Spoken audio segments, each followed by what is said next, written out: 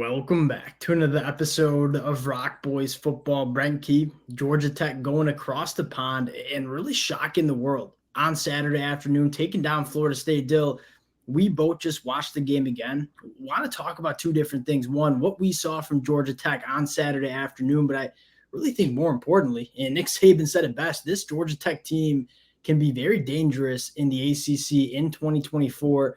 How good can Georgia Tech be in the 2024 season? Fired up to get into it. Now, before we do, and as always, number one, would love to hear how the Georgia Tech fans are feeling in the comment section.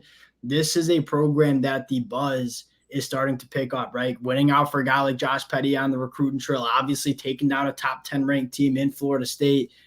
We said it under Brent Key last year. You can see this Georgia Tech program going in the right direction. Going to be a really fun team to watch over the next couple of weeks. If y'all do enjoy the content, consider subscribing to the channel. There are a lot of fun game previews to do for this Georgia Tech program over the next couple of weeks, but I'll kick it off to you here. Georgia Tech on offense first. How dangerous can this team be in 2024? I mean, you knew the scheme was good. I think with Buster Faulkner, even last year, you saw when it was cooking, it was cooking. I think today you just got a Haynes King who was giving you all the good versions of Haynes King and really none of the bad. He wasn't putting the ball in harm's way, wasn't taking sacks. He was composed in the pocket. He had a really, really good game. And if he can do that for them all year and he can avoid big mistakes, they're really, really talented around him. And they all fill their role and they're very comfortable doing it. Yeah, two things that stand out to me about Georgia Tech. One, what you said, and we kind of said it in the preview for this game against Florida State. Georgia Tech has the pieces to be an extremely dangerous football team, not only in this game, but in 2024, right? Haynes King, although led the ACC in interceptions, he also led this conference last year in passing touchdowns as well. He is a gunslinging quarterback that can be extremely dynamic. You have one of the better running backs in the conference in Jamal Haynes. Eric Singleton Jr., although not getting super involved today, is one of the better wide receivers in the ACC. They have the pieces around Haynes King to be a very dynamic offense, but I have to give a massive shout out to Buster Faulkner as the OC. When you talk about, we have this conversation all the time, the best offensive play callers and really the best football coaches that we see in college football know how to, kind of lean in to their players' talents. Buster Faulkner did a phenomenal job of doing that on Saturday afternoon here. And I think when people were saying it didn't feel like Mike Norvell really had a handle on what exactly was going to be Florida State's identity, that's almost the polar opposite of what it felt like Buster Faulkner. I mean, he knows exactly what they should be. They're not going to ask Haynes King to throw the ball 30 times and do it all from the pocket. That's not where you want him to be all game. But they know that he obviously can run the ball really effectively. He makes good decisions when he's on and comfortable. And they just run into that. And they know everyone can carry the ball. I mean, every wide receiver can carry it. Every running back can carry it. And they just lean into that really hard. And they had Florida State's middle of the field, safeties and linebackers in a blender all game. Those guys couldn't get a feel for what was going on. Yeah, we talked about it when we broke down what we saw from Florida State. These linebackers just were in a prison cell all day. And I think another thing that's worth noting is, hey, Georgia Tech coming into this game knew that you have two all-ACC caliber edge rushers in Patrick Payton and Marvin Jones Jr.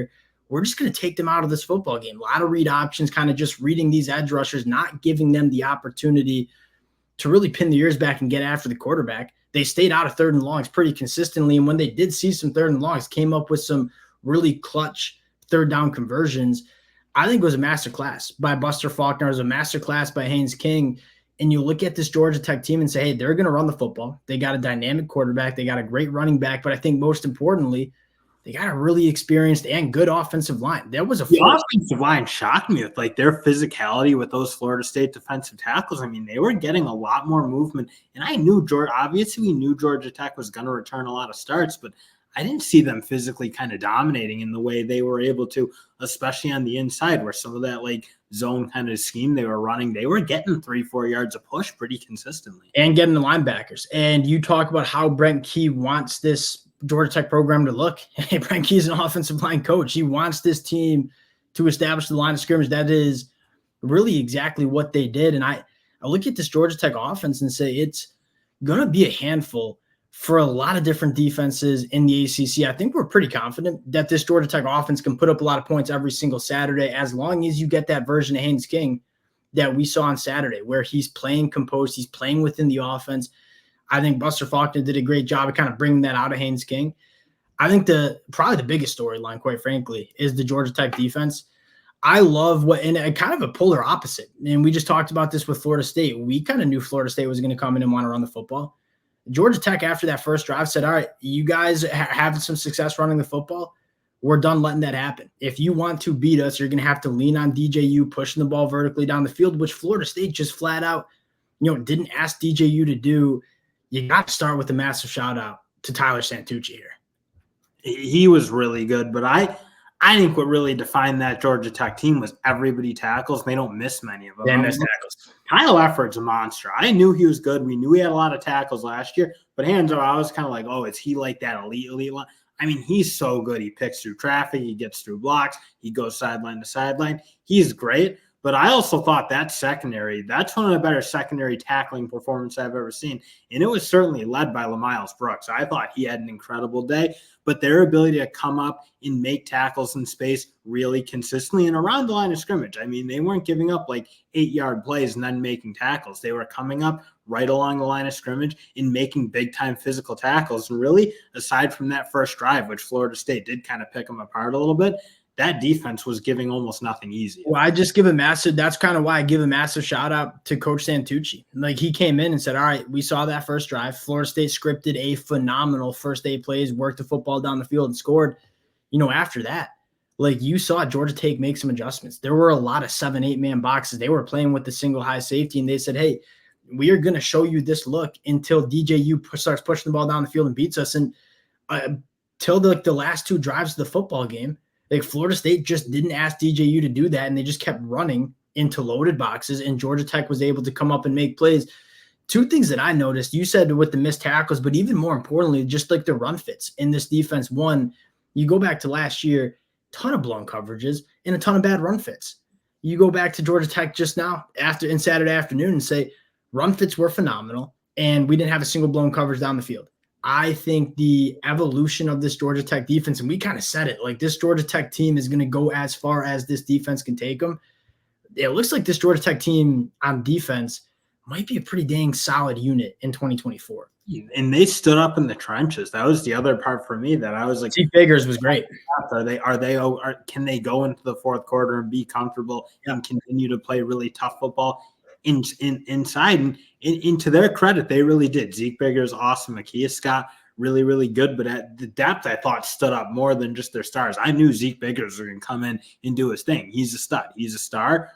But everybody played really good in the trenches. And one guy I think we all kind of sleep on is Sylvain Y, I should say. I'm not 100% trying to get that last name right now. But he was a guy who missed all last season pretty much with an injury. He is a big-time physical defensive end. I thought had a big game for them. I thought Romello Height played pretty good in the transfer portal as well. You look at Georgia Tech, and we had question marks about it because Georgia Tech didn't go to the transfer portal and add a ton of names on defense. Like, they worked the transfer portal a little, but quite frankly, going in, I was very concerned about the defense because I thought they lost some of their better players from that defense last year, guys like Kyle Kennard and Wallace. You kind of look at this Georgia Tech team, and I think it has a lot to do with the defensive coordinator, Tyler Santucci. Like, it does feel like a bit of a different attitude. And they operated differently. Like, it was a defense that knew what they were doing, in the in-game adjustments that Georgia Tech had. I think that won them the football game. I think you saw 2 different in-game adjustments. One, I should say lack of in-game adjustments, right? Florida State didn't really adjust. They just continued to play with the 6-man box, 2 safeties high. Georgia Tech had a lot of success running the football, almost 200 yards. And then you look at Florida State, they ran the football for 60 yards on the opening drive, finished with 102 yards. Like, that was kind of the difference in that game. Massive shout out to Brent Key, Georgia Tech.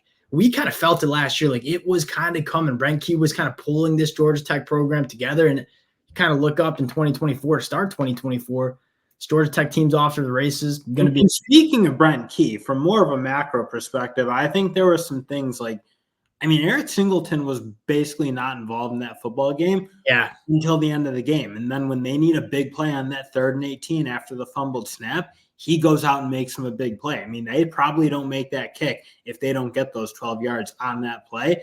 Again, we kind of were talking like Brent Key had that team fighting when he was the interim. I thought there was no brainer. When they were looking for a head coach, it should have been Brent Key. He's a Georgia Tech guy. He wanted to be there. And he has that team kind of going. I mean, they play like a team.